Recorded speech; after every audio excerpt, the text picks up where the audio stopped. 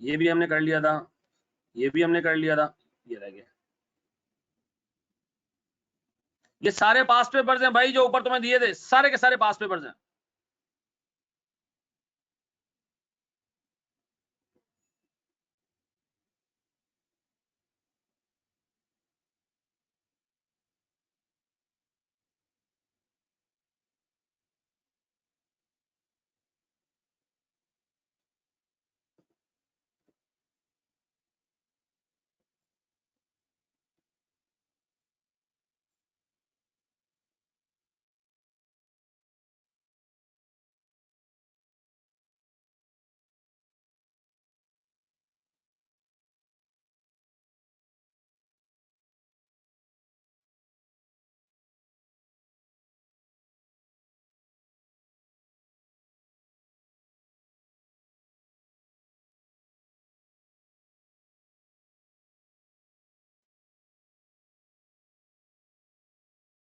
शाबाश सर, इस सवाल को खुद करें बेटा। ये हैंड आउट है सर, मर्जर एंड एक्विजिशन का क्वेश्चन नंबर 6, क्वेश्चन नंबर 6। खुद से करो इसको, खुद से करो, शाबाश, खुद से करो।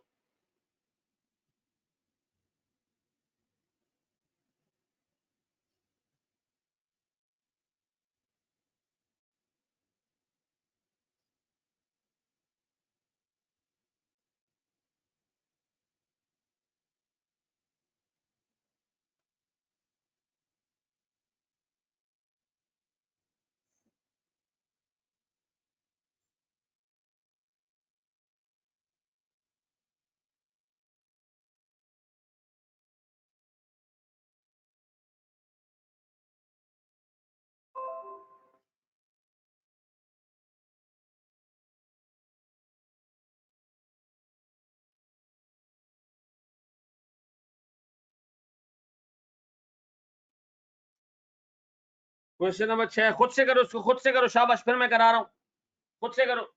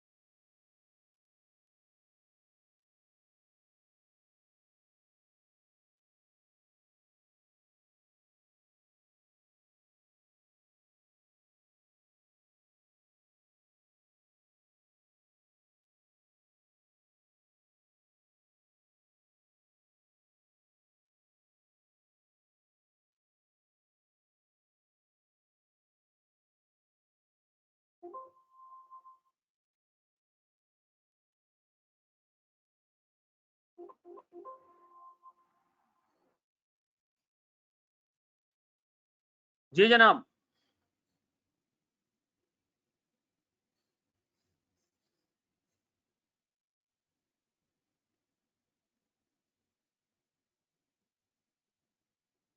शाबाश शाबाश मेरे बच्चों, सीधा सवाल है ये।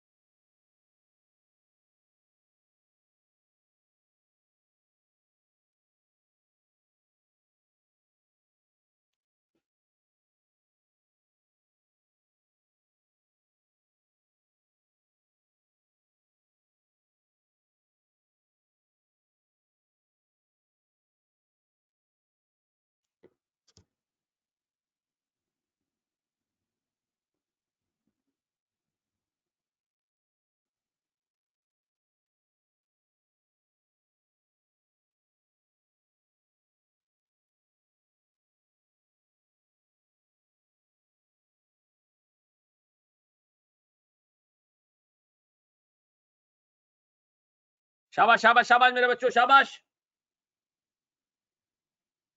मैं करा दूं?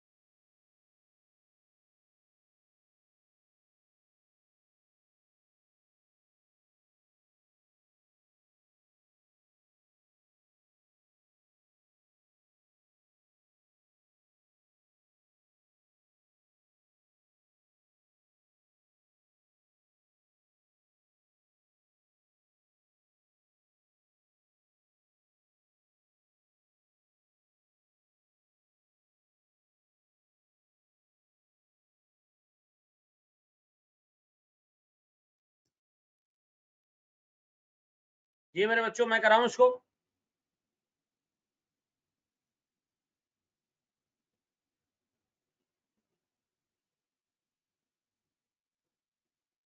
ओके चलो।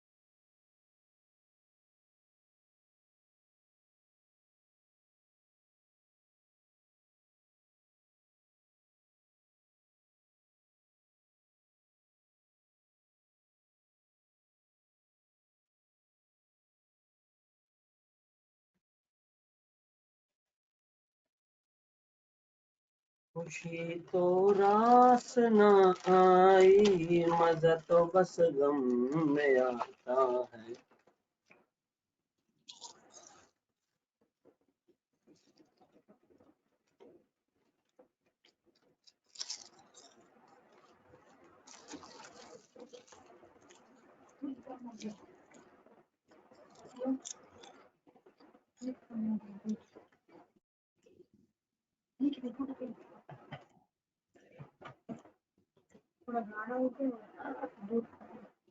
अब बैलेंस हो गई।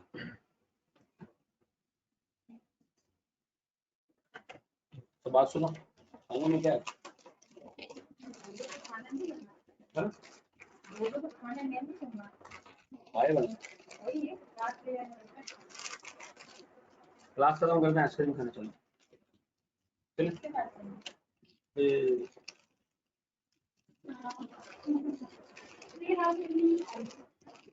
चाचा को बुला लो।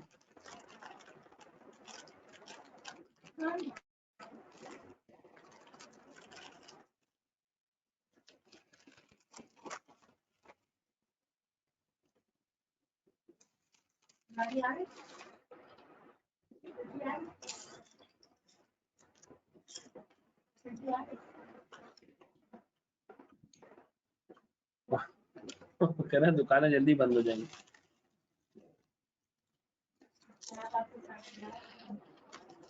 अमित बेटा तेरा अटेम्प्ट कब है? अमित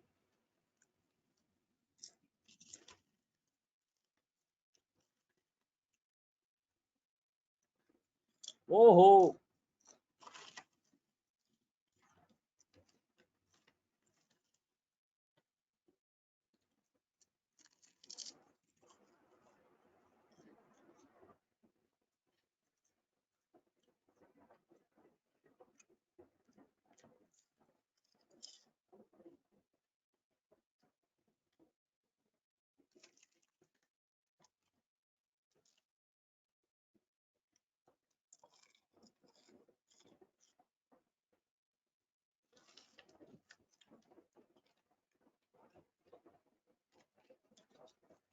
नहीं बेटा इसके बाद कोई नया नहीं होगा, एक सवाल और है वो कराऊंगा बस।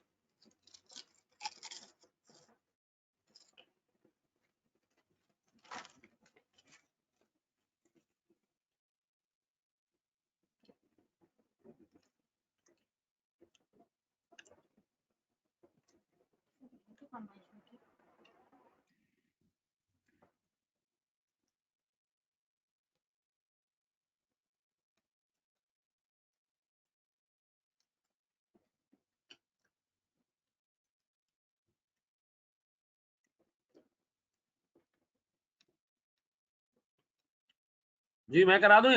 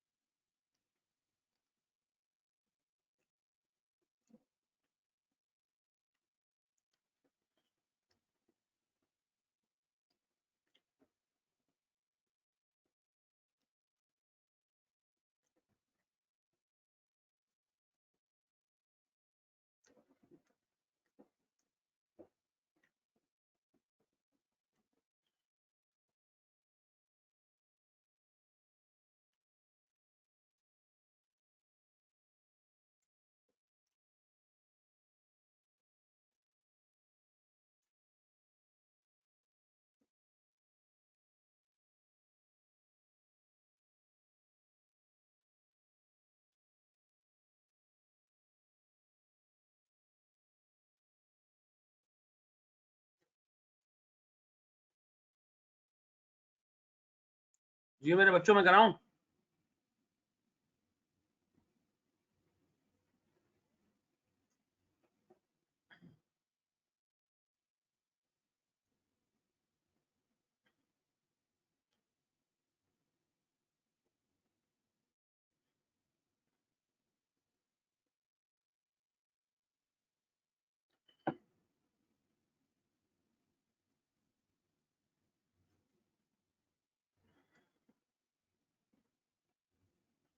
प्यारे बच्चों मैं करा दूं ये।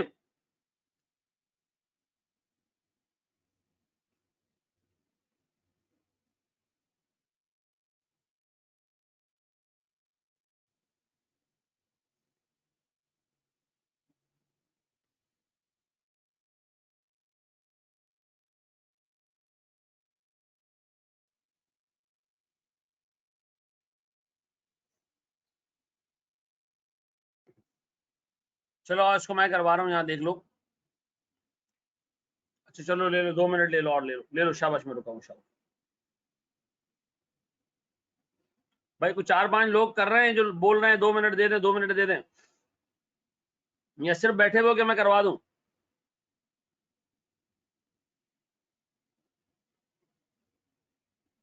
कर लो कर लो।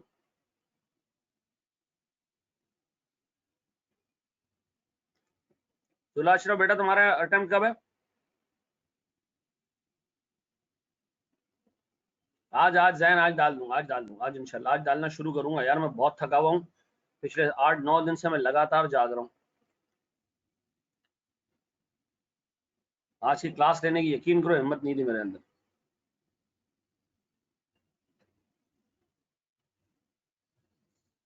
नहीं नहीं ऑफ नहीं भाई।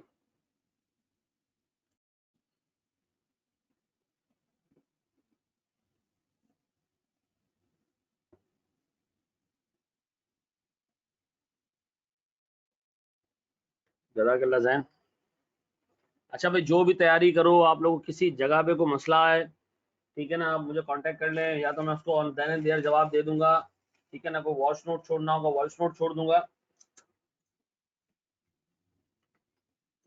कोई शॉर्ट वीडियो बनानी होगी शॉर्ट वीडियो बना दूंगा,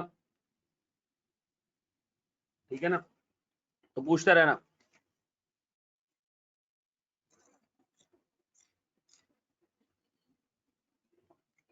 चलो आज को मैं करवा रहा हूँ, यहाँ देख लो। ये कह रहे जनाब हमने सीना limited is a reputable unquoted company engaged in the business of manufacturing and sale of pharmaceutical products, इसकी बात कर रही है, ठीक है जी।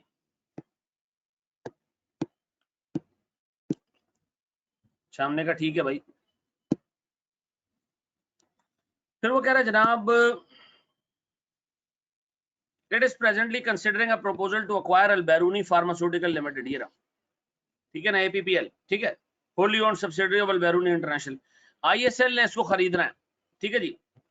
दोनों के लेटेस्ट फाइनेंशियल स्टेटमेंट्स ये हैं, लेटेस्ट का मतलब है गुजर गया साल, गुजर गया साल, गुजर गया साल, ऐसा। सर दोनों की सेल्स आ रही है, वेरिएबल कॉस्ट आ रही है, फिक्स कॉस्ट आ रही है। फिक्स कॉस्ट में वो कह रहा है भैया इसके फिक्स कॉस्ट में 70 रुपए का डेप्रिसिएशन है और इसके फिक्स कॉस्ट में 100 रुपए का डेप्रिसिएशन है, ठीक है जी, ये लिखा हुआ है। चलो जी, फिर वो कह रहे जनाब एपीपीएल की जो सेल्स है इसमें 40% जेनेरिक मेडिसिन है और 60% पेटेंटेड प्रोडक्ट्स हैं। इस 60% पेटेंटेड प्रोडक्ट्स में भी 20% एक ऐसा प्रोडक्ट है जिसका नाम है Z11। इसका मतलब है सर टोटल सेल्स जो है उसके दो हिस्से, 40% जेनेरिक, 60% पेटेंटेड। इस 60% के भी दो हिस्से, 80% मेरे पास क्या है सर अदर प्रोडक्ट्स हैं और 20% मेरे पास क्या है सर Z11। चलो जी, फायदा क्या है सर दोनों प्रोडक्ट्स में पेटेंटेड और उसमें वो कह रहे हैं variable cost of patented products is 30%, बाकी सारा प्रॉफिट सिर्फ 3% कॉस्ट है बस। Z11 will complete its patent period after 3 years और फिर इसके बाद इसकी प्राइस रिड्यूस हो जाएगी। कितनी रिड्यूस हो जाएगी sir? Consequently, variable cost of production to sales would fall in line with generic medicine, यानी ये ऐसे ही बन जाएगी जैसे जेनेरिक मेडिसिन है, ये ऐसी बन जाएंगी आज से ठीक 3 साल बाद।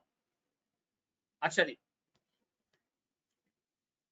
फिर वो कह रहे जनाब after acquisition the cost and revenues would increase by total sales and variable cost would increase by 10% except in year 4, वो Z11 की वजह से, ठीक है जी।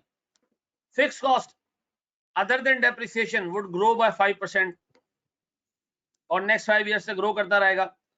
Selling expenses and admin expenses will reduce by 30 and 80%, यानी बहुत सिग्निफिकेंट डिक्लाइन आएगा इसमें। हाउएवर ईयर 2 ऑनवर्ड्स, ठीक है जी, ईयर 2 ऑनवर्ड्स, 1 नहीं सर, वो कह रहे हैं सेलिंग एक्सपेंस 7% बढ़ेगा और एडमिन 5% बढ़ेगा। चलो जी, फिर सर 15% हमने रॉयल्टी पे करनी है पेटेंटेड प्रोडक्ट्स की सेल्स पे और 3% हमने टेक्निकल फी पे करनी है सारों की सेल्स पे।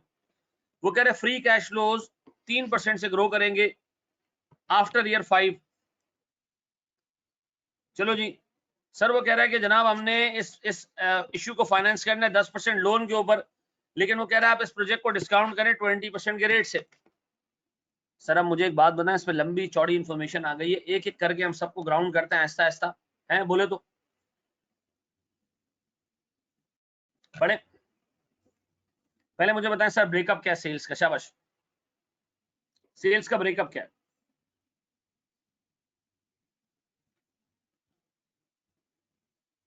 अच्छा तुम लोगों ने मुझे थोड़ा सा हेल्प करना है इसमें यार, ठीक है ना, ताकि कैलकुलेशन जल्दी से हो सके।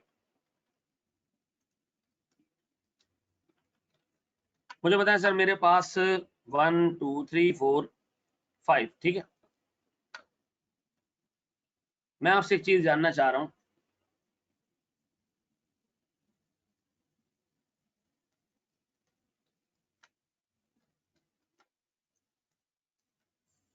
मुझे बताओ कि सर कंपनी की जो टोटल सेल्स है उसका 40% जेनेरिक सेल्स है, बताओ सेल्स हैं कितनी टोटल, सेल्स हैं कितनी, सेल्स हैं कितनी, सेल्स हैं कितनी बेटा? 1800।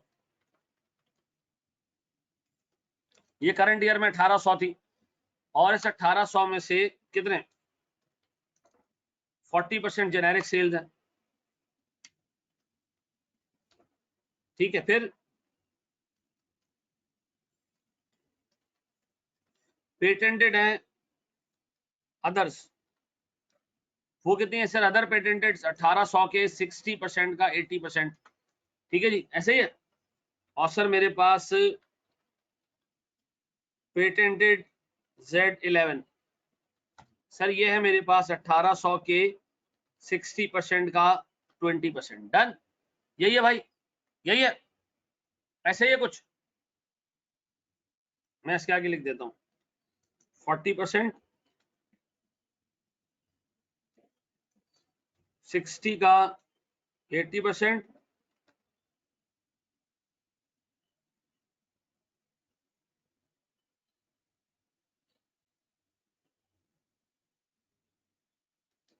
और ये है मेरे पास 60 का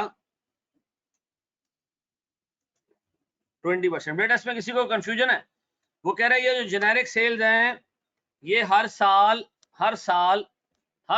ये जेनेरिक सेल्स जो है वो हर साल बेटा किस रेट से ग्रो करेंगी?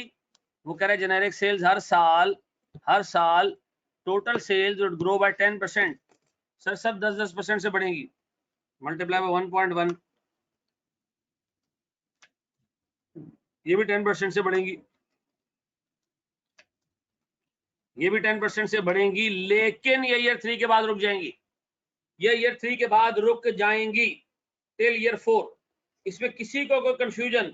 पंचायत पसूड़िया बता दो आगे की 2 सालों की सेल्स क्या होगी? रुक जाओ मैं बता रहा हूं।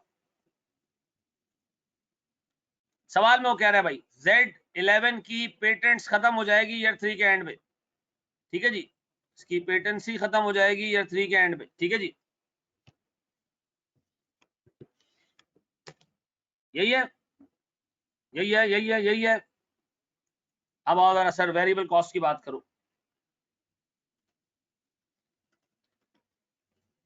वेरिएबल कॉस्ट की सर कौन सी? जेनेरिक सेल्स, फिर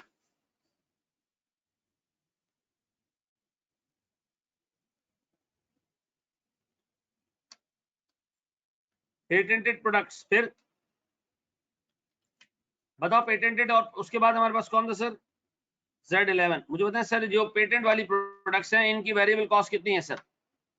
30%, 30%, ओनली 30%, ओनली 30%। मुझे बताओ सर इन दोनों की मिला के ये कॉस्ट कितनी हो जाती है? दोनों की मिला के कॉस्ट कितनी हो जाती है? 30%, 30%, कितनी कितनी कितनी कितनी कितनी?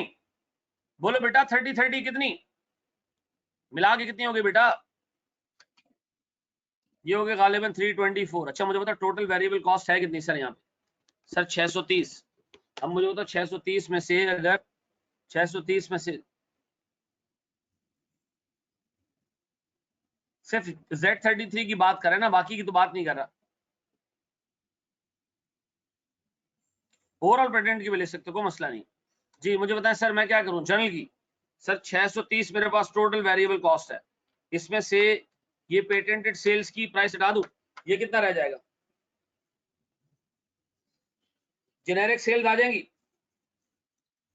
मुझे बताओ इसमें वेरिएबल कॉस्ट कौन सी बैलेंसिंग फिगर है? देखो उसने कहा भाई हमारे पास जो पेटेंटेड सेल्स हैं वो है 30%, पेटेंटेड सेल्स का 30% वेरिएबल कॉस्ट। सर बाकी हमने क्या रख दिया? अब मुझे एक बात बताओ कि सर मेरे पास ये जो बाकी का जीपी रेशियो आ रहा है इसका, ऐसे अपना दिल खुश करने के लिए बताओ क्या आ रहा है? Patented product sorry generic medicine कितना जनाब? जेनेरिक मेडिसिन कितना? 720, ऐसा सेम, या जीपी रेशियो कितना? दिस डिवाइडेड बाय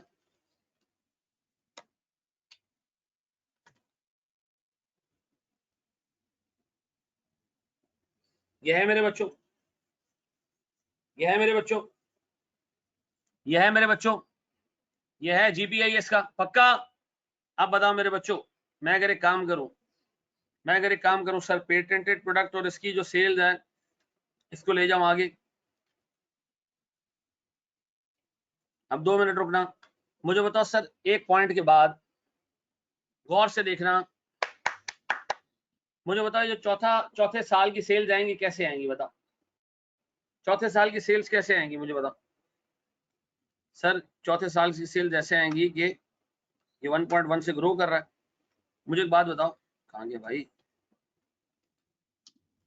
मुझे बताओ, वो कह रहा है भाई चौथे साल से इसका जीपी मार्जिन उतना ही हो जाएगा जितना जेनेरिक मेडिसिन का होता है। जेनेरिक मेडिसिन का इसको डिवाइड कर दूं किससे, भाई ये वेरिएबल कॉस्ट है, मैं चाह रहा हूं इसकी सेल्स निकाल लूं। वेरी गुड सर, मैं इसको डिवाइड कर दूंगा 1 माइनस इस जीपी रेट से। मुझे बताइए, ये आ जाएगी सेल्स, ये आ गई सेल्स। अब बताओ सर, ये आगे इसी तरह सर सेम, ओहो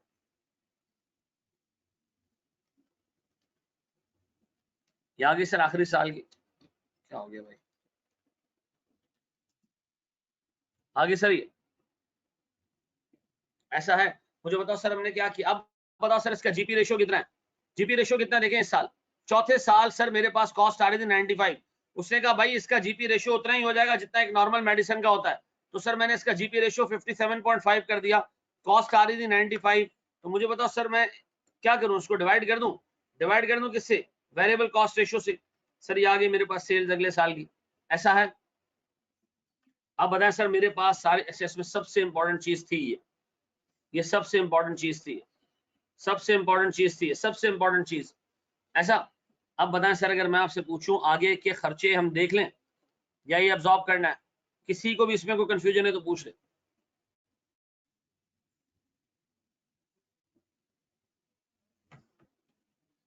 कर लो उसको, मैं कर लो, बैठा हूं।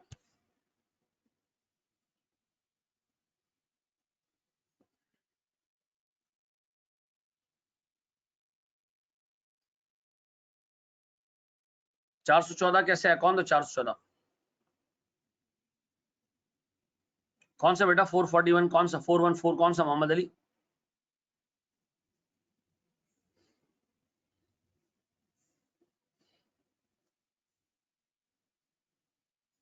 सेट हो गया।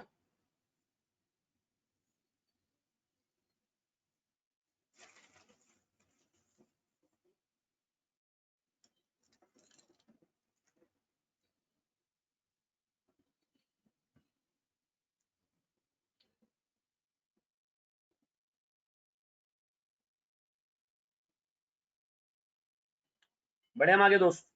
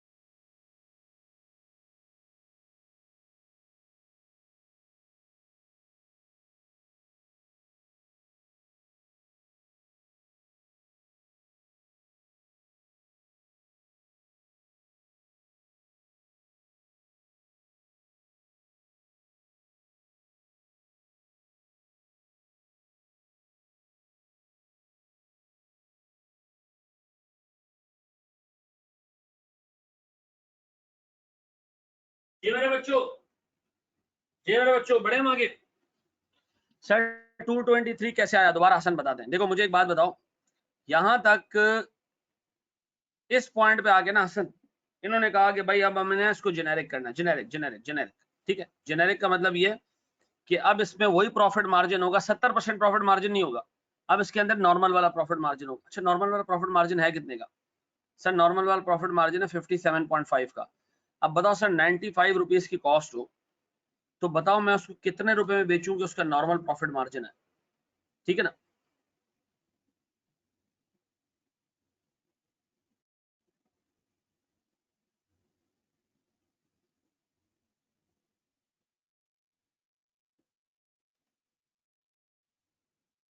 यार हमने गलत ली है भाई, ये ऐसे नहीं है, ऐसे ही है। सॉरी भाई, ये परसेंटेज लगाना भूल गया था मैं। सॉरी मेरे बच्चों, सही कर लो उसको।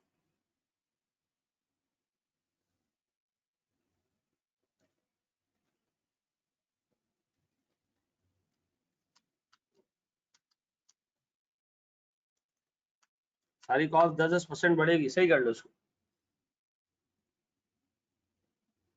ये गलती थी भाई, सही कर लो उसको। कौन सा शिजिया बेटा, कौन सा?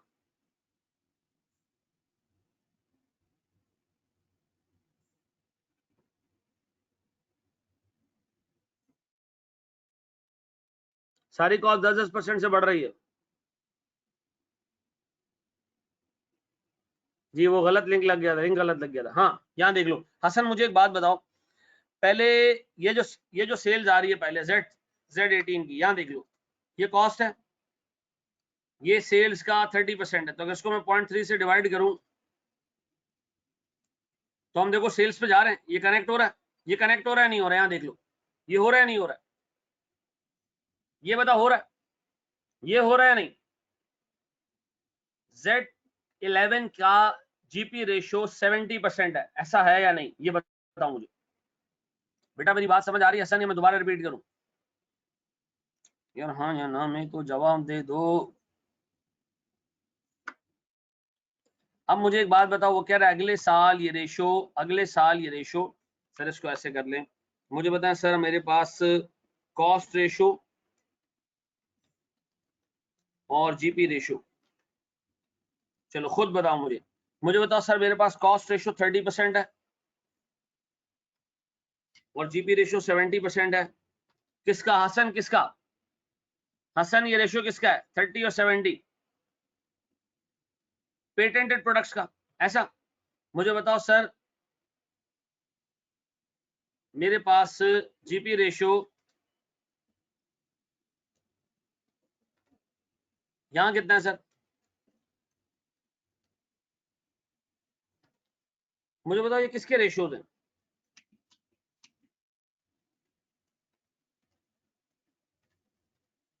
है ऐसा या नहीं है? अब बताओ सर मेरे पास ये जो सेल्स आ, ये जो कॉस्ट आ रही है इसको मैं डिवाइड कर दूं किससे? 30% से। ये आ गई सेल्स। अब बताओ कह रहा है अगले साल ये जो कॉस्ट है ना, ये आप 30% से नहीं बल्कि 43% से डिवाइड करेंगे, ऐसा? अब आइंदा के बाद इसका जीपी मार्जिन जेनेरिक वाला हो जाएगा, पेटेंट वाला नहीं रहेगा।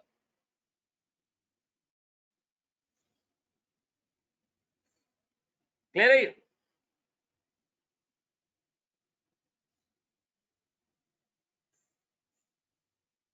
बेटा क्लियर है? कॉस्ट तो 10% बढ़ती रहेगी ना बाजी, कॉस्ट में क्या मसला है, वो 10% बढ़ ही रही है लगातार, सेट है। अब मुझे एक चीज ये बताओ सर, मेरे पास और कोई खर्चे हैं बेटा जो यहाँ इनकॉर्पोरेट करूं? और कोई खर्चे हैं सर मेरे पास? सर मेरे पास और कोई खर्चे हैं? हाँ सर आपके पास डेप्रिसिएशन है, कांस्टेंट रहेगा। इसका डेप्रिसिएशन कितना है भैया? 100 मिलियन अनचेंज। फिर other fix cost, other fix cost कितनी है सर? अगर 100 डेप्रिसिएशन है, अगर 100 डेप्रिसिएशन है और 190 टोटल कॉस्ट है तो बताएं 90 रुपए की कॉस्ट आ जाएगी? और ये 5% से वो कह रहे हैं ग्रो करेगी फिक्स कॉस्ट। फिर वो कह रहा है भैया सेलिंग कॉस्ट 30% से रिड्यूस हो जाए, रिड्यूस बाय 30%।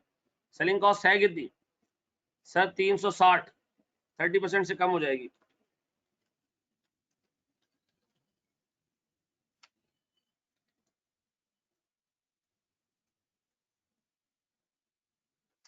थर्टी परसेंट से कम हो जाएगी तो 70 रह जाएगी ना नशई। फिर ये वो कह रहा है भाई ये जो सेलिंग कॉस्ट है ये एक तो 30% कम होगी, ये 2 से 1 से नहीं 2 से इन्फ्लेट होना शुरू हो जाएगी। इसका मतलब है ये 2 में 1 में इतनी रहेगी, इन्फ्लेशन इस पे लगना शुरू होगा 2 से।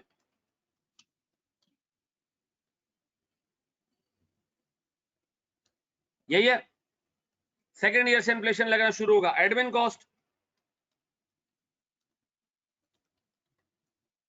कॉस्ट के बारे में कह रहे हैं कि जनाब admin cost would reduce by 80%, यानी सिर्फ 20% कॉस्ट रह जाएगी 90। वो कह रहा है अगले साल भी 90 रहेगी। फिर ये किस रेट से इंक्रीज होगी इन्फ्लेशन सर सेकेंड ईयर में? सर 5% से इंक्रीज होगी सेकेंड ईयर से।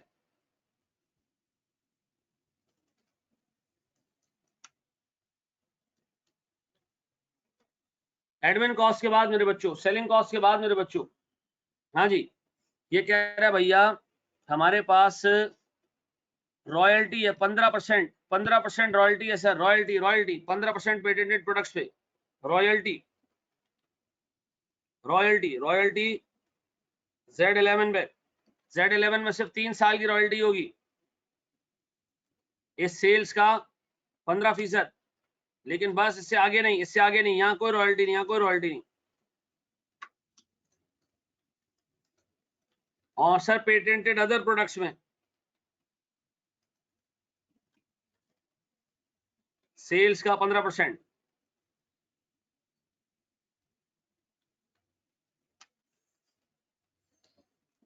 अब बताओ सर इसके बाद मेरे पास फिर वो कह रहा है जनाब टेक्निकल फी है 3% ऑफ ऑल सेल्स।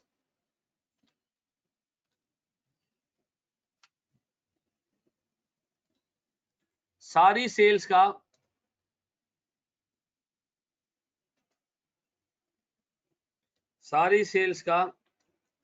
3%। वो कह रहा है कि भाई ये सीधी सी बात है, सेल्स ग्रो करेगी तो ये भी ग्रो करेगा। डन हो गया। अब बताओ सर अगर मैं निकाल लूं जनाब प्रॉफिट बिफोर टैक्स, जो कंपनी हम खरीद रहे हैं उसका प्रॉफिट बिफोर टैक्स 494, ये सारा आ गया। अब बताओ इस टैक्स, इस प्रॉफिट पे मैं क्या लगाऊं? Tax at the rate 35%।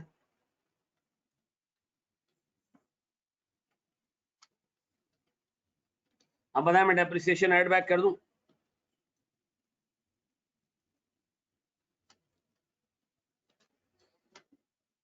अब बताएं अगर मैं आपसे पूछूं सर मेरे पास टोटल कितना आ रहा है, आप कहोगे 421 रन। ये वो कैश फ्लोज हैं जो आपको ओवर द पीरियड रिसीव होंगे। कहां से, कौन से कैश फ्लोज हैं ये? कौन से वाले हैं? ये वाले, ये।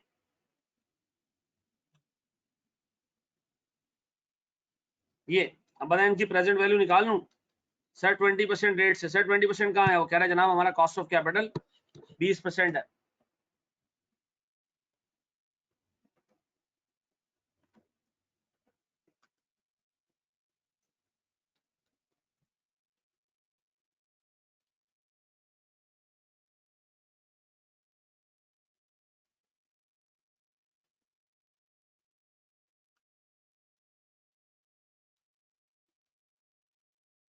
अच्छा फिर अब बताओ एक एंड में मेरे पास एक और भी मसला आ रहा है सर, वो क्या है? पहले बताइए टोटल कितना?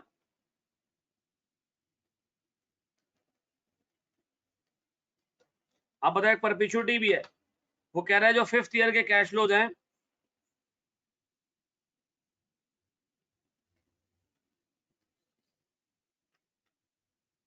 वो कह रहे जो 5th ईयर के कैश फ्लोज हैं वो ग्रो करेंगे किस रेट से? 3% पर एनम से, 3% पर एनम से वो ग्रो करेंगे। अब बताएं सर उनकी प्रेजेंट वैल्यू कैसे निकालूं? सर बड़ा आसान है सर, ये लें डिवाइडेड बाय 0.20 माइनस 0.05, ठीक है। ये आगे प्रेजेंट वैल्यू किस जगह पे सर? यहाँ पर आई है प्रेजेंट वैल्यू। अब बताएं इसकी मैं प्रेजेंट वैल्यू निकाल लूं फिर से।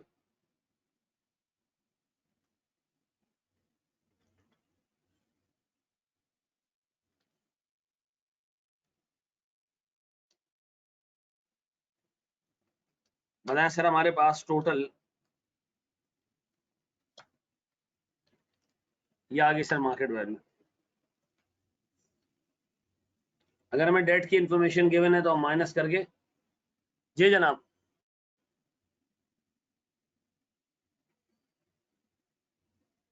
बिल्कुल शायन, बिल्कुल शायन,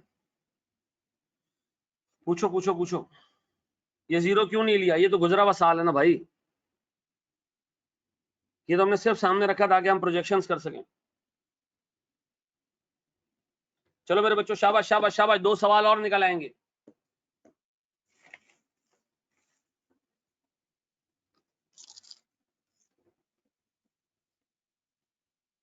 परपेचुटी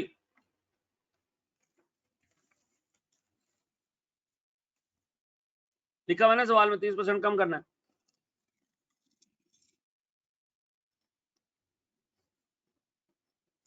अल्लाह के बंदो, तो मेहनत यार, ये फॉर्मूला हम आज अभी की क्लास में ये हमने ऊपर किया। ये रहा, ये रहा बेटा, अभी देखा हमने, कहाँ गया? ये रहा, अभी देखा, अभी देखा हमने।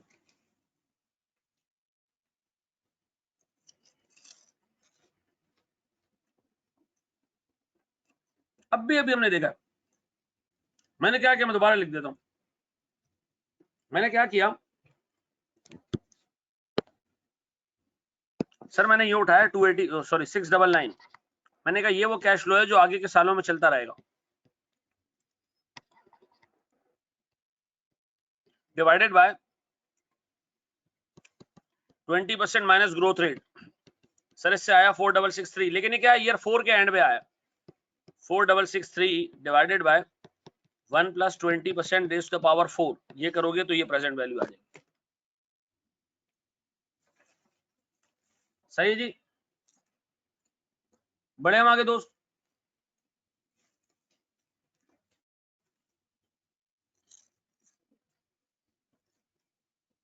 आप अंग्रेजी पढ़ें, आप अंग्रेजी पढ़ें, आप अंग्रेजी पढ़ें। वो कह रहे हैं selling and admin expenses would be reduced by 30% and 80% respectively. इसके आगे फुल स्टॉप है, फिर क्या? हाउएवर फ्रॉम ईयर 2 इन्फ्लेशन 7% होगा। वो ये थोड़ी कह रहे हैं कि ईयर 1 और ईयर 2 में जाके वो कम नहीं होंगे।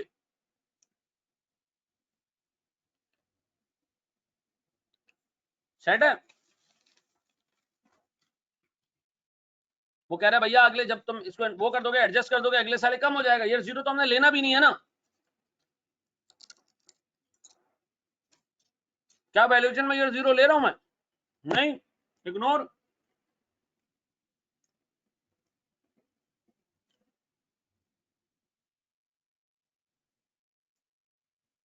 वो कह रहे हैं 80% सेव हो जाएगा तो हम 20% लेंगे ना। हाँ, डी1 का फॉर्मूला लगाया।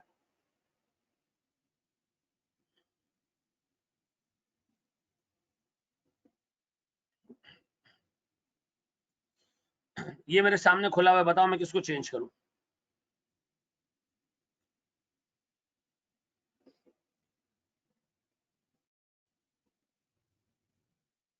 किसकी बात कर रहे हो माजिद, किसकी बात कर रहे हो? ये कह रहे हो ना, इसको कितना कर दूं, इसको कितना कर दूं, इसको कितना कर दूं? 360। आओ जरा देखो, देखो मैं इसको कर रहा हूँ, इसको कर रहा हूँ, देखो 360 कर रहा हूँ, इधर देखो 360 कर रहा हूँ। आप सिर्फ एनपीवी में इम्पैक्ट देखना। एनपीवी है 3947, ये कर दिया मैंने 360, ठीक है जी, उल्टा कर दिया मैंने, सॉरी, ये कर दिया मैंने 360, ठीक है। अब सुनना जरा दोस्त,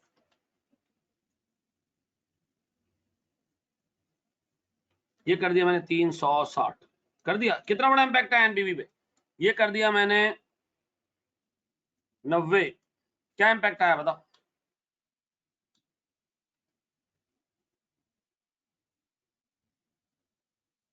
90। क्या फर्क पड़ा इससे? यार 0 को तो मैं अपनी इक्वेशन में ले भी नहीं रहा ना भाई।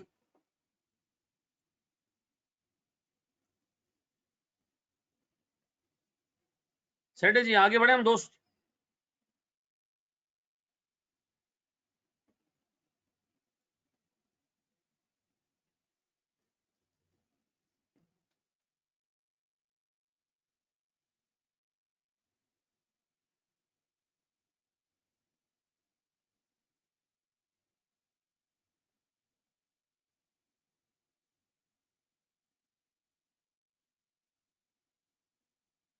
तीन 3%।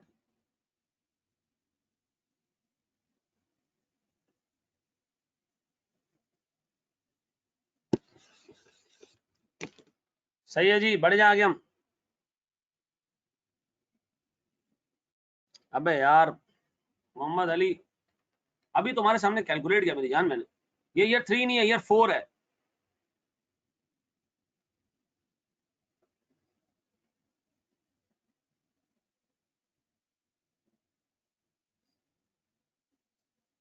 ठीक है जी, बढ़े हम आगे दोस्त।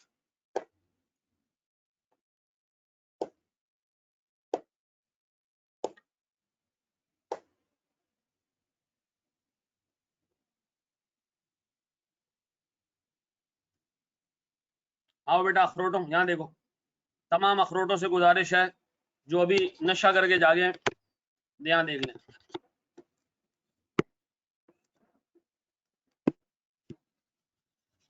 तमाम अखरोट जो नशा करके अभी जागे हैं, यहाँ देख लें। मुझे बता कैश लॉस कहाँ से वो हो रहा है। अच्छा मैंने फॉर्मूले में 5% लगाया हुआ, सही कर देता हूँ, उसको कोई मसला नहीं। तमाम नशे यहाँ देख लें, तमाम नशे यहाँ देख लें, इसको 3% कर दे भाई, ये ले। अब सही है।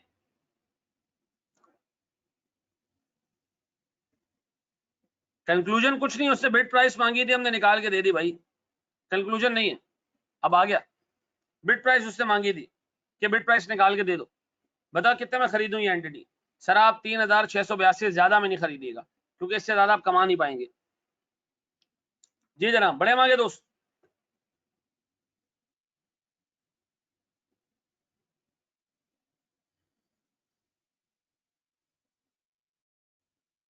बढ़ जाए,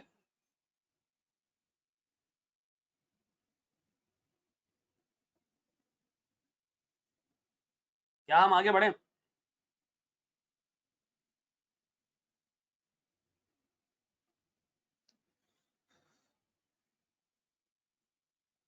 कर लो कॉपी कर लो, मैं रुका हूं, अभी कर देता हूँ सर।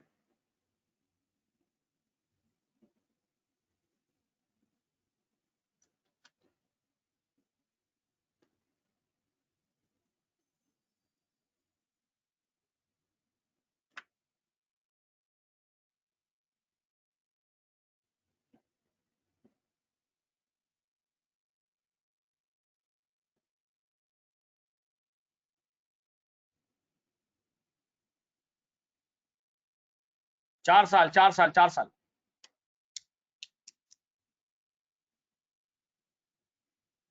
मजा तो बस गम में आया है, मैंने दिल से कहा ढूंढ लाना खुशी, न समझ लाया गम। हाँ बेटा चेंज किया था, गलती थी, 5% से ग्रोथ लग गई थी, ग्रोथ 3% थी, गलती से 5 दब गया था।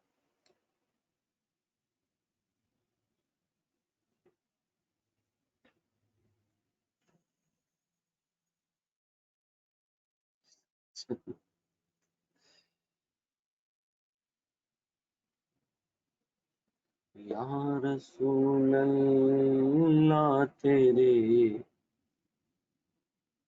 चले जी आगे बढ़ जाए जी। चलो बेटा शाबाश, जल्दी करो यार, हिम्मत वैसी नहीं हो रही है, जल्दी करो।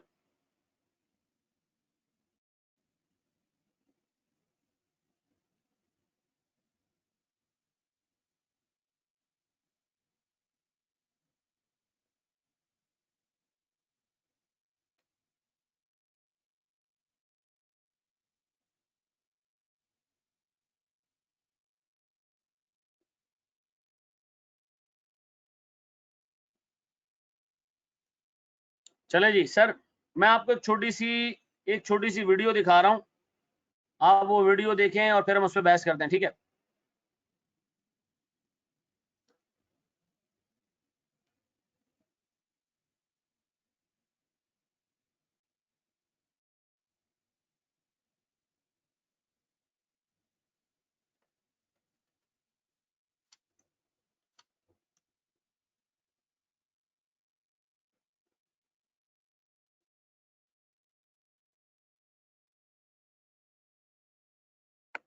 सर एक छोटा सा कॉन्सेप्ट हम डिस्कस करते हैं, ये क्लास में जो बच्चे ने मुझे आइडेंटिफाई किया कि ये भी आप करवा दें सर। सर एक छोटा सा हिसाब हम लेके चलते हैं। मिसाल के तौर पर सर हमारे पास एक एक एक यूएस कंपनी है, ठीक है। ये यूएस कंपनी जो है इन्वेस्टमेंट करना चाह रही है ब्राजील।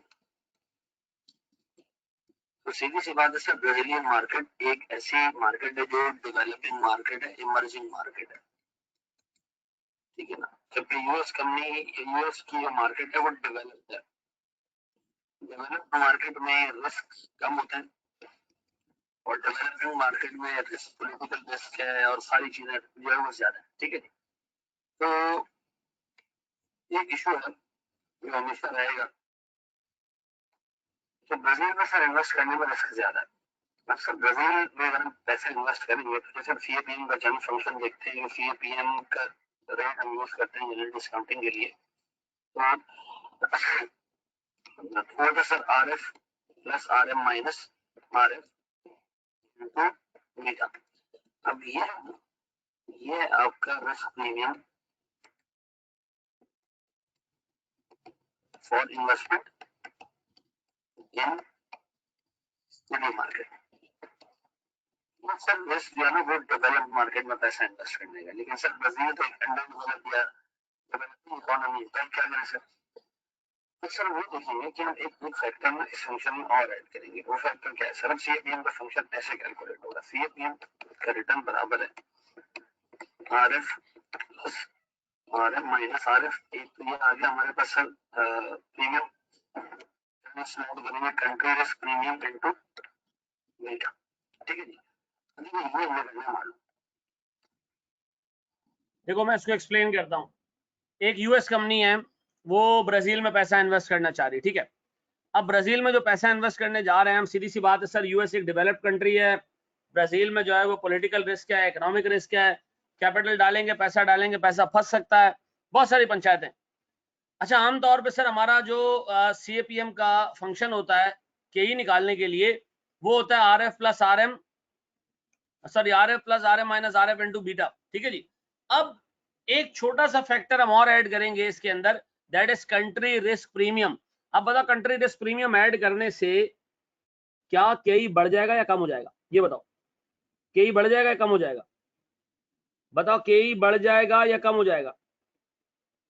है मेरे बच्चों, केई बढ़ जाएगा या कम हो जाएगा? सर बढ़ जाएगा। क्यों बढ़ जाएगा? क्यों बढ़ जाएगा? सीधी सी बात है सर, ज्यादा रिस्क है तो ज्यादा रिटर्न मांगेंगे। अब बताओ सर, अगर मैं आपसे कहूं कि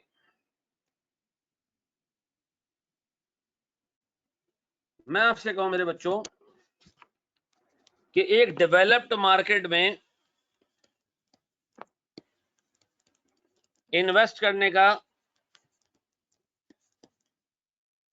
रिक्वायर्ड रिटर्न ये होना चाहिए, एक अंडर डेवलप्ड या डेवलपिंग मार्केट का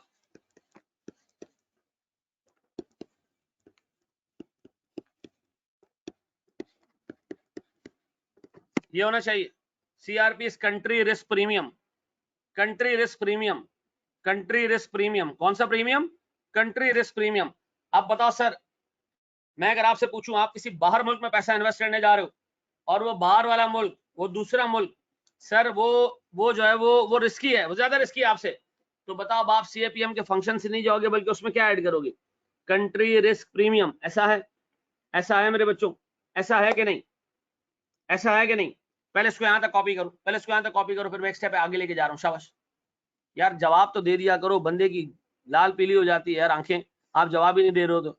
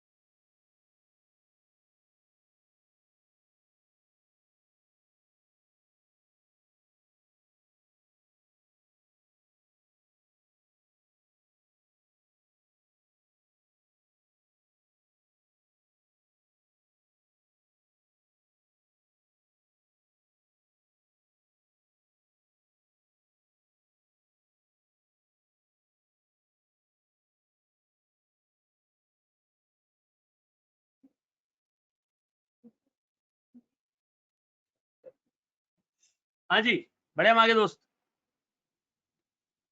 हाँ, ये सिर्फ जो है वो अब्रॉड इन्वेस्टमेंट के लिए बस।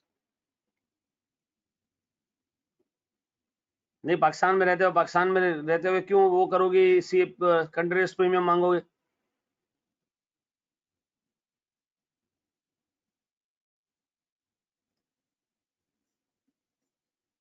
जी, बड़े हम आगे दोस्त। अब हमें मालूम करना है क्या चीज, क्रैप।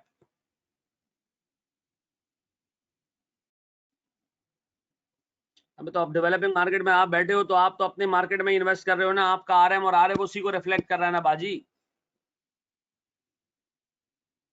आपको क्यों अलग से प्रीमियम चाहिए? पाकिस्तान में बैठ के सीआरपी मांग रहे हैं, पाकिस्तान में बैठ के पाकिस्तान में इन्वेस्टमेंट कर रहे हैं और कैपिटल रिस्क की कंट्री रिस्क प्रीमियम मांग रहे हैं। ऑफिस में बैठ के क्लाइंट का काम ऑफिस पे कर रहे हो और वो चार्ज कर रहे हो, ओपी चार्ज कर रहे हो क्लाइंट को।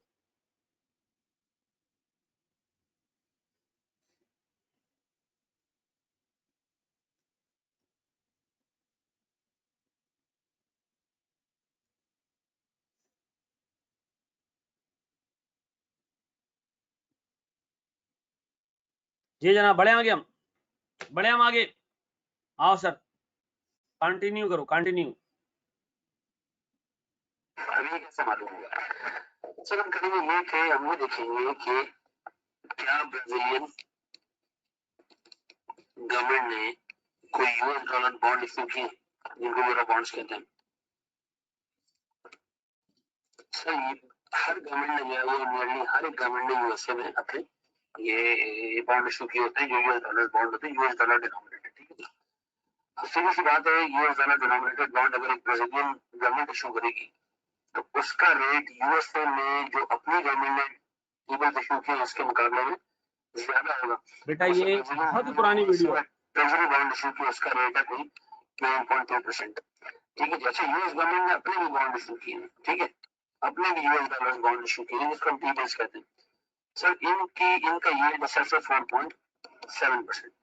तो सर अगर मैं आपसे कहूं कि एक टर्म सॉवरेन यील्ड स्प्रेड, इसका मतलब ये कि सर यूएस डॉलर बॉन्ड दोनों यूएस डॉलर बॉन्ड है, लेकिन एक इशू किया हुआ है यूएस की अपनी गवर्नमेंट ने, एक इशू किया हुआ है ब्राजीलियन गवर्नमेंट ने। अभी 1864 की वीडियो है।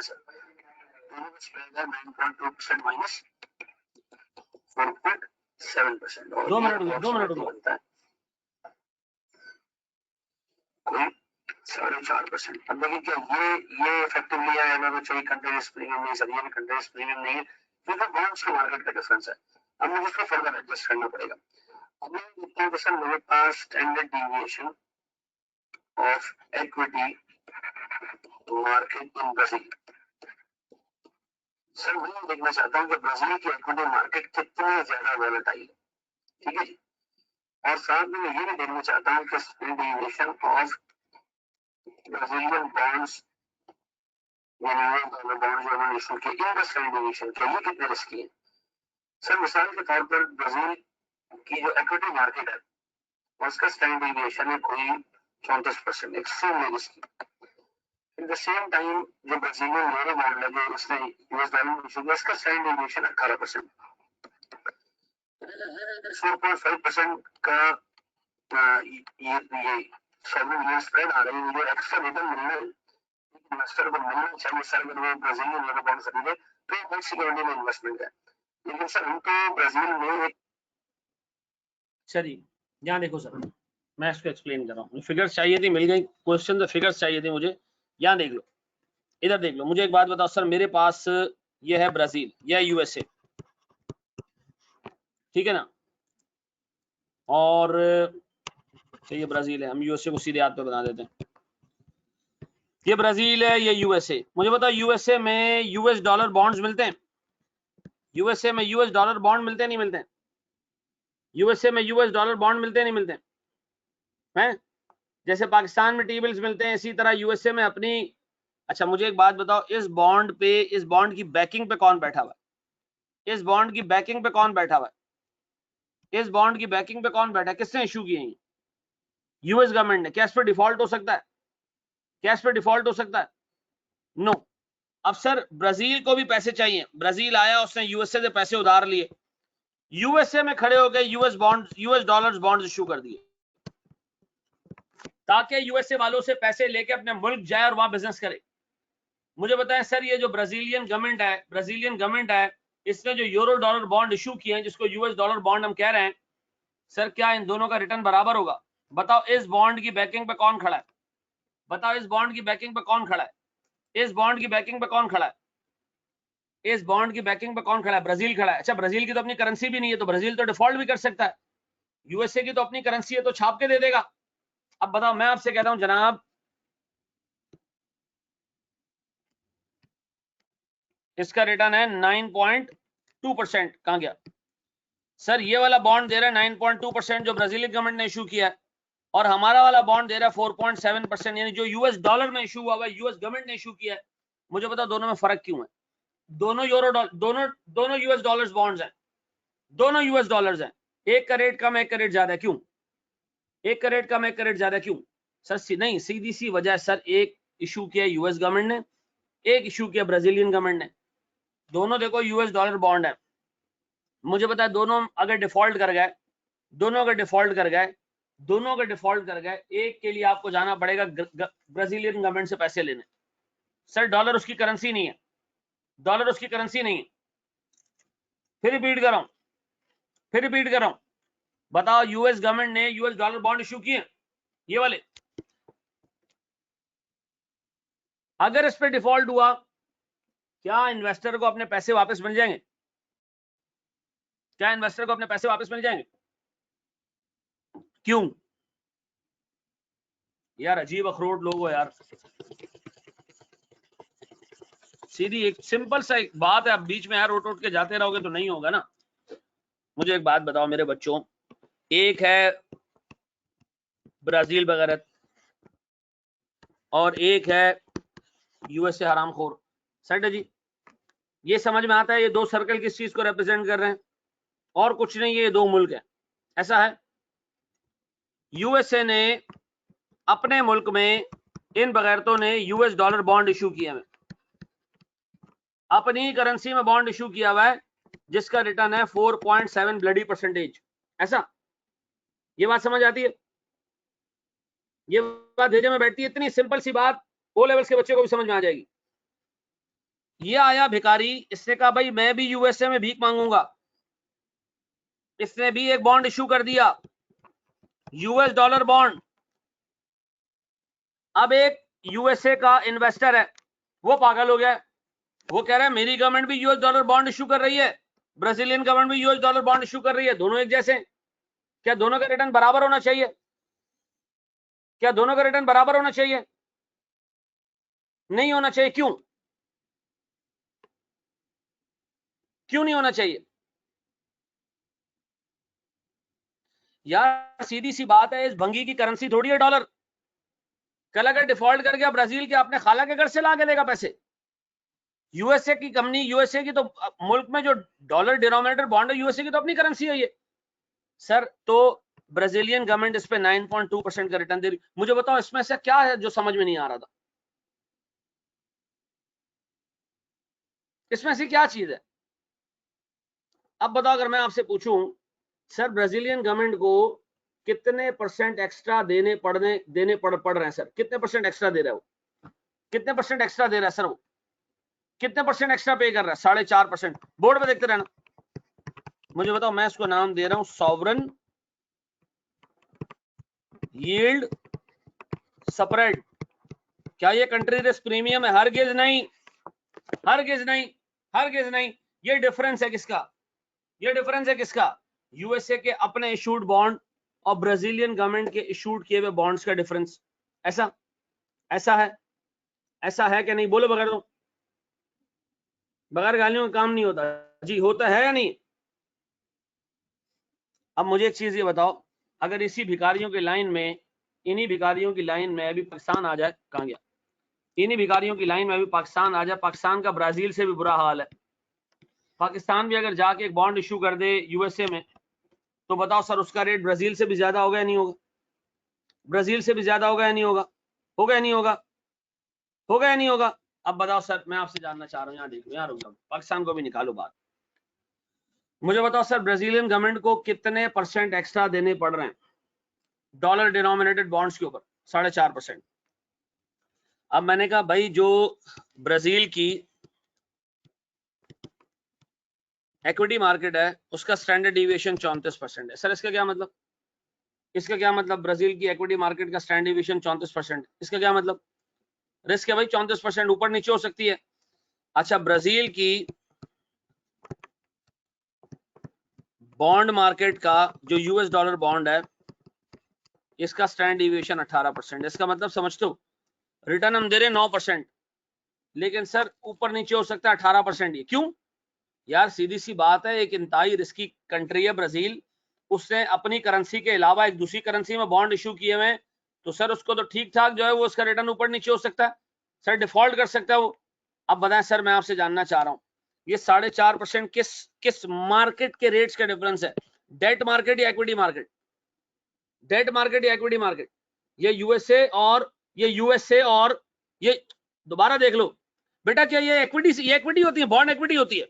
बॉन्ड इक्विटी होती है, डेट है ना? तो मुझे एक बात बता, 4.5% का जो डिफरेंस है दोनों की डेट मार्केट का है? 4.5% का डिफरेंस दोनों की डेट मार्केट का है कि नहीं है? यूएसए और ब्राजील की डेट मार्केट का डिफरेंस है या नहीं है? मैं कह रहा हूं इसको कन्वर्ट कर दो इक्विटी के मार्केट के डिफरेंस में। कैसे भाई? 4.5% को अगर मैं डिवाइड कर दूं किससे? 4.5% को अगर मैं डिवाइड कर दूं किससे? 18 से, और मल्टीप्लाई कर दूं 34 से, तो सर ये डेट मार्केट का स्प्रेड, ये डेट मार्केट का स्प्रेड कन्वर्ट हो जाएगा इक्विटी के मार्केट के स्प्रेड में। कितना कितना हो जाएगा? देखो कितना हो जाएगा, ये देखो कितना हो जाएगा। मैं दोबारा एक्सप्लेन करूंगा, शाबाश बताओ कितना हो जाएगा? 8.5%। Now this 8.5% is country risk premium.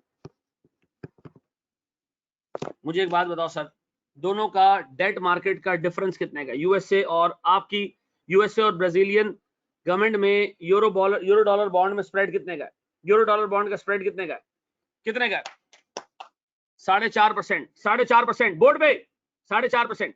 बताओ ये 4.5% एक्स्ट्रा दे रही है ब्राजीलियन गवर्नमेंट, क्यों? क्योंकि सर इस मार्केट में इसका स्टैंड डिविएशन 18% है और यूएस गवर्नमेंट का स्टैंड डिविएशन 0 है। यूएस गवर्नमेंट का स्टैंड डिविएशन 0 है। For bearing 18% risk, 18% risk, Brazilian government is willing to provide 4.5% extra. बताओ यूएस डॉलर्स पे यूएसए कितना रेट दे रहा है? यूएस डॉलर्स के बॉन्ड पे यूएसए कितना रेट दे रहा है? यूएस डॉलर के बॉन्ड पे यूएसए कितना रेट दे रहा है? फिर 8वीं दफा पूछ रहा हूं, 4.7। बताओ ब्राजील यूएस डॉलर बॉन्ड्स पे कितना रेट दे रहा है? ब्राजील यूएस डॉलर बॉन्ड पे कितना रेट दे रहा है? 9.2। क्यों क्यों क्यों सर क्यों? क्योंकि सर उसका बॉन्ड 18% रिस्की है, उसका बॉन्ड 18% रिस्की है, उसका बॉन्ड 18% रिस्की है। बताओ वो कितना प्रीमियम दे रहा है इस रिस्क को ऑब्टेन करने के लिए?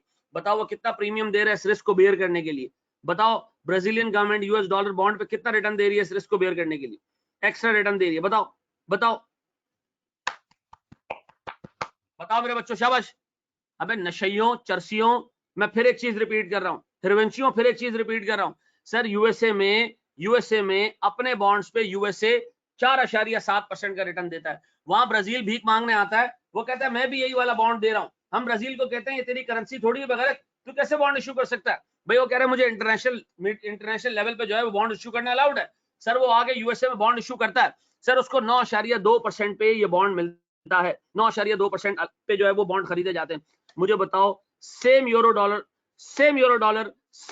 बॉन्ड पे यूएस गवर्नमेंट 4.5% 4.7 का रिटर्न दे रही है, ब्राजील 9.2 का रिटर्न दे रहा है। क्यों क्यों?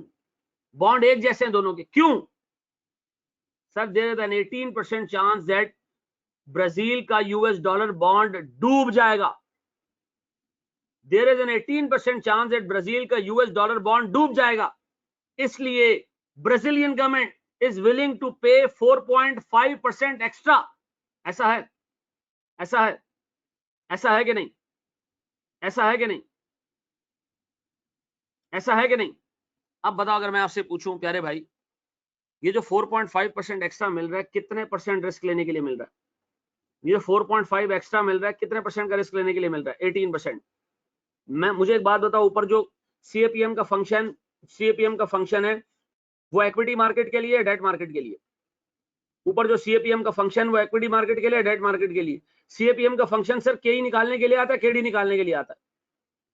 हाँ, सीएपीएम का फंक्शन इक्विटी मार्केट का है या डेट मार्केट का है? के ही का ना। तो सर मेरे लिए तो ये रिटर्न बेकार है 4.5, मेरे लिए तो रिटर्न बेकार है। ये तो सर ये तो जो है वो डेट मार्केट का रिटर्न है। बताओ इसको मैं क्या करूं, प्रोजेक्ट कर दूं इक्विटी मार्केट के ऊपर? बताओ डेट मार्केट और इक्विटी मार्केट, क्या इक्विटी मार्केट ऑलमोस्ट इससे डबल रिस्की है? बताओ equity market almost debt market से डबल रिस्की है? बताओ equity market almost debt market से डबल रिस्की, कितनी रिस्की है, कितने परसेंट ज्यादा रिस्की है? 34% डिवाइडेड बाय 18%, कितने टाइम्स रिस्की है? देखो जरा कितना टाइम्स रिस्की है, कितना टाइम रिस्की है मेरे बच्चों, कितना टाइम रिस्की है? 1.89 टाइम्स। तो बताओ सर मुझे स्प्रेड भी 1.89 टाइम्स से ज्यादा 1.89 टाइम मिलना चाहिए, नहीं मिलना चाहिए? मल्टीप्लाई कर उसको 1.89 से।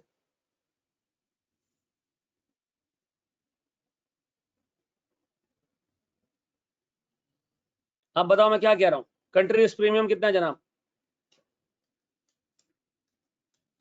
अब बताओ सर इसको मैं कहां प्लग इन करूंगा?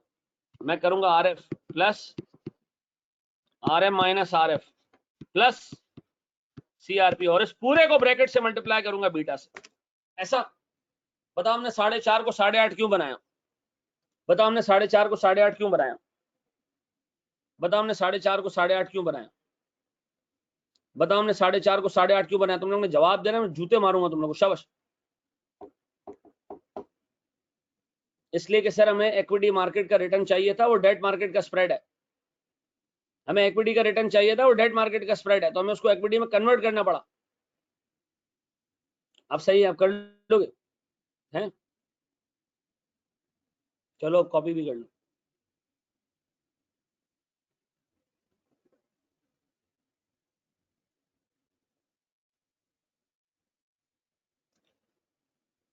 CRP is 8.5%।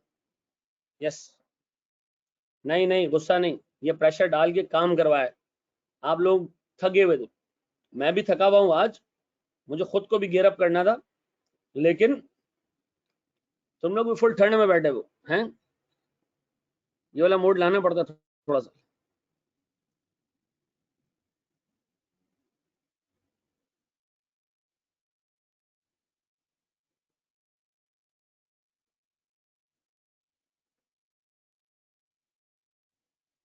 अच्छा हमें तेरे नहीं है ना मस्त। हाँ जी, मेरा सारा फीवर उतार दिया आपने जोश में पड़ा के, वाह जी वाह।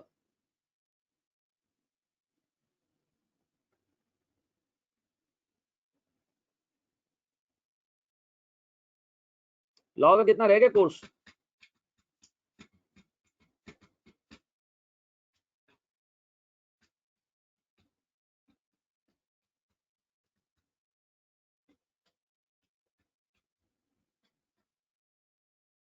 हाँ जैन कर लियो कर लियो कर लियो।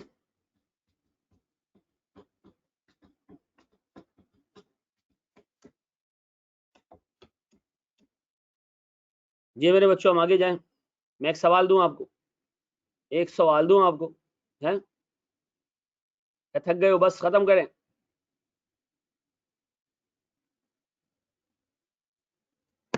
चलो बस आज यहीं तक रखते हैं, एक क्लास में और रखूंगा, ठीक है ना?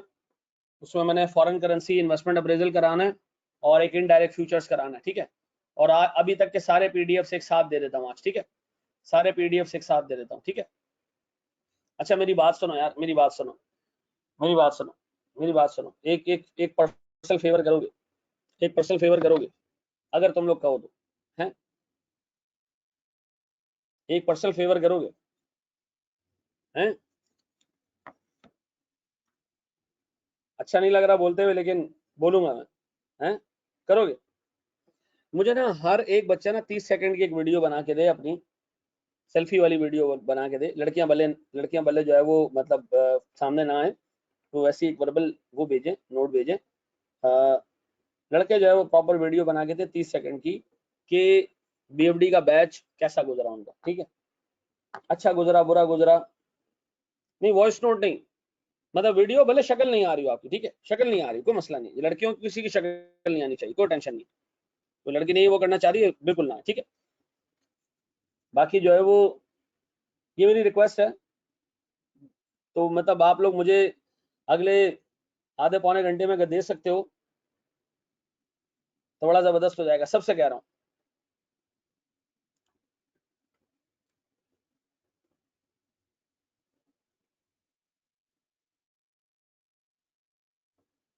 लॉ के बाद दे दो, लेकिन जिसका लॉ नहीं है वो अभी दे देना।